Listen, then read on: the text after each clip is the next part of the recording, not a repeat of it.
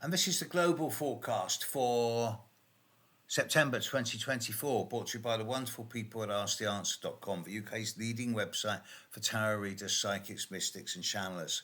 We've had a pretty crazy last few months, and the indications are in September that things are going to kind of slow down a little bit and become less heated. But this is only a kind of step back in preparation for what's to come in October and November. So September is a month for all of us to collectively recharge our batteries, regather our energies. Now, this is not to say it's going to be a quiet month. It's not. There's a large number of planetary changes going on. Firstly, on the 1st of September, Pluto is going to retrograde back into Capricorn, where for its final visit ever in any of our lifetimes.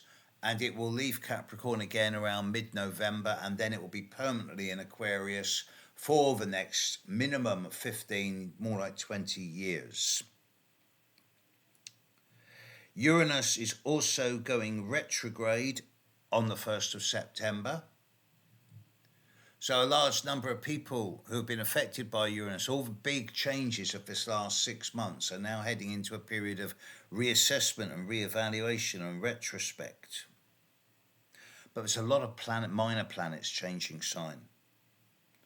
Mercury is going to move into Virgo on the 9th of September and then again into Libra on the 26th of September, because Mercury has just stopped going retrograde, to which we can all go, thank goodness for that.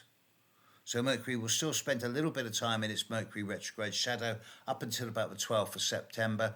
And in the first 12 days of this month, many of us are going to reassess the communications, the travel plans and the movements of this last 6 weeks and say, is it still working out right? Is this what I want to do? Venus will change sign this month. It'll move into Scorpio on the 23rd of September. No, I'm not a fan of Venus in Scorpio. Things might become a little bit more sultry as we get towards the end of the month. And of course, the sun will change sign. The sun will move into Libra. It will be the autumn equinox in the northern hemisphere, spring equinox in the southern hemisphere. And this will happen UK time on the 22nd of September at midday 12:45 p.m. And all of these are planetary movements. There's no big aspects here, except at the start of the month, in the first 3 or 4 days of September, Mars in the sky at the end of Gemini is going to be squaring Neptune. Now, I think that in the first few days of September, there's going to be some pretty crazy news out there, and I urge you to take it with a pinch of salt. There's going to be an element of hype and spin, and particularly fantasy. It's going to be some people's twisted dreams of what's really going on as opposed to the reality. So don't buy into any of the sort of Hollywood presentations that's put on your news feed in the first 4 days of this month, because it's quite likely to not be a true representation of what's really going on. And this then leads me to the moons of this month. Now, this is such a paradox here, because the new moon on the 3rd of September at 11 degrees of Virgo is lovely. It's not challenging any other planet in the sky. It's a very, very weak opposition to Saturn. But I kind of like this full moon, this new moon. It's going to bring an element of more personal structure, and it's a great time for a fresh start and a new beginning, particularly in terms of a new mental approach. So look at the area of your personal chart, which house the new moon in Virgo falls in, and ask yourself, okay, how can I relaunch myself? How can I reboot myself around the 3rd of September? And then you get to the full moon. The full moon on the 18th of September at 25.5 degrees of Pisces. This is going to be a partial eclipse. And it's not a big deal, but it is loosely conjunct Neptune. It's also strongly sextile Uranus.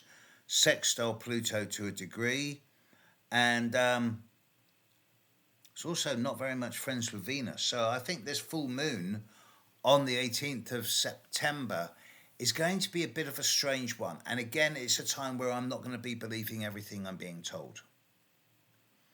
There's going to be a kind of bubble around that time where everything's going to be presented as being hunky-dory and gossamer sweet and all sugary, and that's actually not the way it's really going to be. There's an element of nebulousness, of confusion